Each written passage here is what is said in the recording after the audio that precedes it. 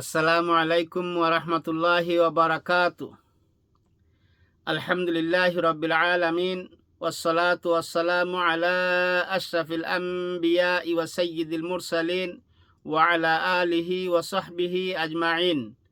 আম্মা বা'দু ফাআউযু বিল্লাহি মিনাশ শাইতানির রাজীম। বিসমিল্লাহির রহমানির রহিম। হুন্না লিবাসুল লাকুম ওয়া আনতুম লিবাসুল লাহুন্না। সাদাকাল্লাহুল আযীম। আল্লাহ সুবহানাহু ওয়া তাআলা মহাগ্রন্থ আল কোরআনের এই আয়াতটার মধ্যে দুনিয়ার সমস্ত স্বামী এবং স্ত্রীকে উদ্দেশ্য করে বলতেছেন, স্বামী এবং স্ত্রী হচ্ছেন একে অপরের পোশাক স্বরূপ, জামা স্বরূপ, ক্লথ, কাপড়।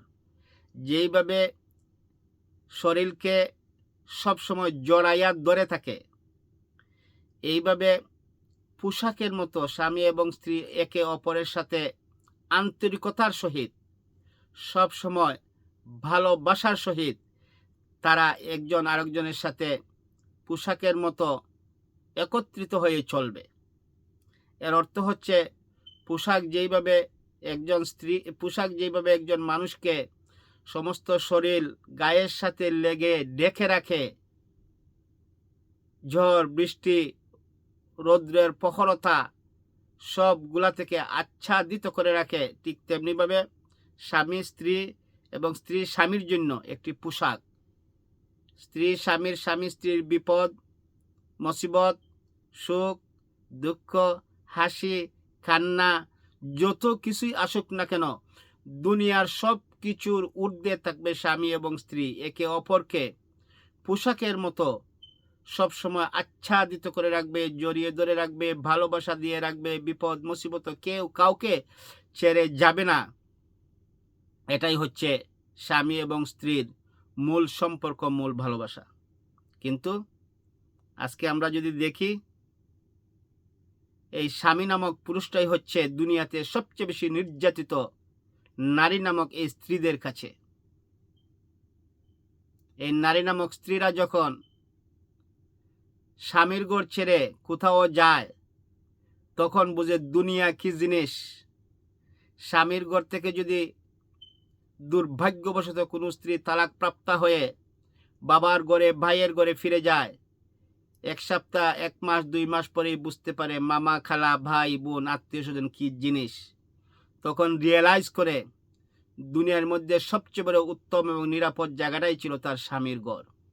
তাই স্বামী নামক এই পুরুষটাকে তুচ্ছ তাচ্ছিল্য করো, তাকে নির্যাতন করো, নিপীড়ন করো, মানসিকভাবে, শারীরিকভাবে, অর্থনৈতিকভাবে, সামাজিকভাবে। মনে রেখো, দুনিয়াতে তুমি যতই নামাজ, রোজা, হজ, যাকাত, সাদাকা, খায়রাত, ভালো আমল করো না কেন, কোনো কিছুই তোমাকে জাহান্নামের সেই ভয়াবহ আগুন থেকে বাঁচাতে পারবে না। যদি সত্যিকার অর্থে, প্রকৃত অর্থে তোমার স্বামীকে কষ্ট দিয়ে থাকো আর তোমার স্বামী তোমার প্রতি নারাজ হয়ে যায়, কারণ তোমার এই স্বামী তোমার জন্য হীরার টুকরা, তোমার এই স্বামী তোমার জান্নাত, তোমার এই স্বামী তোমার জাহান্নামের কারণ হয়ে যেতে পারে। এটা তোমার হীরার টুকরা। সবাই জানো স্বামী কত বড় একটা নিয়ামত বা সম্পদ। রাসূলুল্লাহ সাল্লাল্লাহু আলাইহি ওয়াসাল্লাম বলেছেন, যদি আল্লাহ ছাড়া কাউকে সেজদা দেওয়ার অনুমতি আল্লাহ রাব্বুল আলামিন দিতেন, দুনিয়ার সমস্ত নারীদেরকে বলতেন তোমরা স্বামীদের পায়ে লুটিয়ে পড়ো। কিন্তু আল্লাহ ছাড়া কাউকে সেজদা দেওয়ার অধিকার নাই। একবার কি ভাবছেন আপনার সেই স্বামী রাত দিন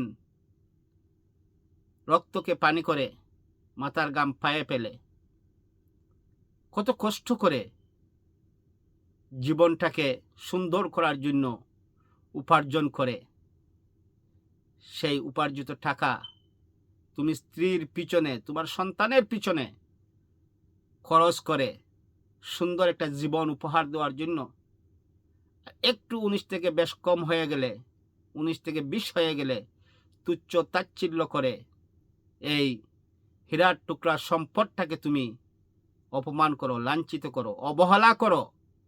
ধ্বংস তোমার দুনিয়া, ধ্বংস তোমার আখিরাত। হে নারী, এখনো সময় আছে, সজাগ হয়ে যাও। স্বামীকে সম্মান করতে শিখো, শ্রদ্ধা করতে শিখো। স্বামীর সুখে দুঃখে পোশাকের মতো তার প্রতি জড়িয়ে থাকো। যদি আল্লাহ রব্বুল আলামিনের করুণা পেতে চাও, দয়া পেতে চাও, জান্নাত পেতে চাও, দুনিয়ার সামান্য লোভ লালসার জন্য স্বামীকে কষ্ট দিয়ে দুনিয়ার লোভে পড়ো না। তোমার নামাজ রোজা কিচ্ছু তোমার কাজে আসবে না যদি তোমার স্বামী একটু আহাজারি রুনাজারি করে আল্লাহর কাছে ফরিয়াদ করে। না করলেও আল্লাহ দেখতেছেন। সুতরাং প্রত্যেক নারীকে বলবো, স্বামীর সম্মান করো, শ্রদ্ধা করো। স্বামীর প্রতি অযত্ন হইও না। বাবা মা ভাই বিরাদর আত্মীয়ের কথায় নিজের জীবনটাকে ধ্বংস করে দিও না। দুনিয়ার জন্য ধ্বংস, পরকালের জন্য ধ্বংস। দুনিয়ায় লাঞ্ছনা হবে, রাস্তায় রাস্তায় অপমানিত হবে, মান সম্মান ইজ্জত সবগুলা দুলায় দুলুণ্ঠিত হয়ে যাবে। কোনো সম্মান শ্রদ্ধা তো পাবেই না। আর কিয়ামতের দিন জাহান্নামের ভয়াবহ আগুনের মধ্যে নিক্ষিপ্ত হবে। সুতরাং এখনো সময় আছে, স্বামীদেরকে সম্মান করো, শ্রদ্ধা করো। মনে রাখো, একজন বিবাহিতা নারী স্বামী ছাড়া ভালো থাকার এই পৃথিবীতে তার আর কোনো উপায় নাই। স্বামী ছাড়া তার কাছে সবচেয়ে বড় সম্পদ বলতে আর কিছুই হতে পারে না। পৃথিবীতে যত সম্পদই তার থাকুক না কেন, তার সবচেয়ে বড় স্বামী হচ্ছে, সবচেয়ে বড় দামি সম্পদ হচ্ছে তার স্বামী। তার স্বামী হচ্ছে তার জন্য হীরার টুকরা। তাই স্বামী থেকে বড় আপন এই দুনিয়াতে তোমার আর কেউ হতে পারে না। তাই স্বামী নামক এই হীরার টুকরা পুরুষটাকে সম্মান এবং শ্রদ্ধা করতে শিখুন। প্রিয় বোনেরা আমার, আসুন স্বামীকে সম্মান করুন, শ্রদ্ধা করুন, তার সুখে দুঃখে পাশে থাকুন। যেভাবে আল্লাহ বলেছেন, হুন্না লিবাসুল লাকুম ওয়া আনতুম লিবাসুল লাহুন্না। আল্লাহ রাব্বুল আলামিন আমাদের সবাইকে বুঝার তৌফিক দান করুন। ওমা তৌফিকি ইল্লা বিল্লাহ। আসসালামু আলাইকুম ওয়া রাহমাতুল্লাহি ওয়া বারাকাতুহু। আল্লাহু আ'লামু বিস-সাওয়াব।